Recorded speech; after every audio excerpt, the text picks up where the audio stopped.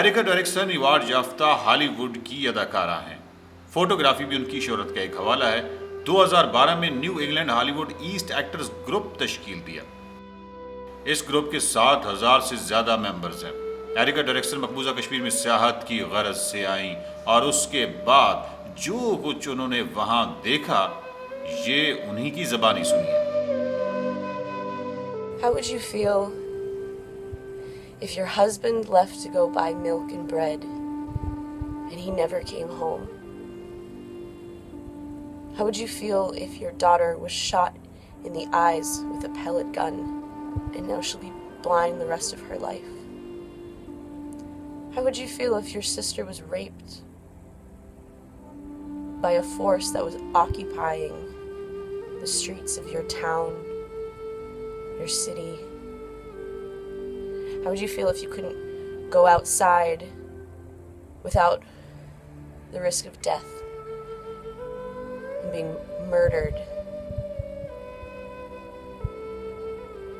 Because that's exactly what's happening in Kashmir right now. I don't profess to have all the facts and know the entire situation, but what I do know is that this is wrong. This is a crime against humanity. The Indian military is oppressing, abusing, murdering, raping, torturing the Kashmiri people. For over 70 days, there's been a curfew. They're not allowed to leave their homes without risk of death. The internet has been shut off. Communications are being limited and controlled. People living in other countries cannot reach their families during this time. This is an awful time in Kashmir. I think the death count is now somewhere around 80, and the number of injured is somewhere around 12,000.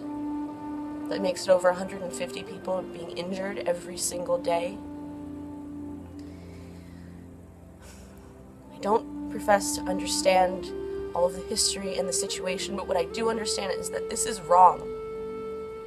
If you've seen my old videos, in my old studio, I had this carpet, this Kashmiri carpet. I made a couple videos where I was laying on it and talking, and I had the wonderful experience of being in Kashmir for several months in total and visiting these villages and people, and I met this family, and that's where I bought this carpet from. We sat on the floor and drank kava tea. The entire family is dead. All 13 people. They were killed by the Indian military. How is that okay? How can this possibly be justified? More violence is not the answer. Hurting people is not the answer. Causing more harm is not the answer to resolving the situation. I don't know what the answer is, but I do know that I cannot sit by quietly and hear what I'm hearing and not say anything. So I know I'm gonna get a lot of shit from people for this video. Oh, how don't you dare say this, you don't understand. You know what I do understand? I do understand it's not okay to kill children. For any reason. Are you justifying the murder of children? So I want my friends here in America and around the world to know that there is a grave human rights violation happening right now in Kashmir. It's being executed, and I do use that word literally, it's being executed by the Indian military. There is a very long and complicated and complex history and political issues. I get that. But that doesn't make it okay. That doesn't make this okay. So I don't know what the answer is, but I know that turning a blind eye to the situation is not something I could live with. And I want people to know, people need to know that something is not right. The cries of the Kashmiri people need to be heard. So what can we do? We can pray.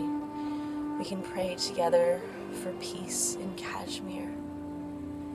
We can pray for the children, we can pray for the families, we can pray for the young people who are losing their lives every day.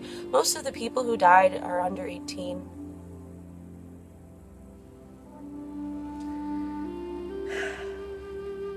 I don't want to engage in political arguments. I have no energy for that, but I do just want to spread an awareness that something is not right and that the Kashmiri people deserve better. No one deserves to be treated like this. No one deserves to be treated like this. Nobody. And the way to solve this is not through more violence. Only God can do it. But God works through people.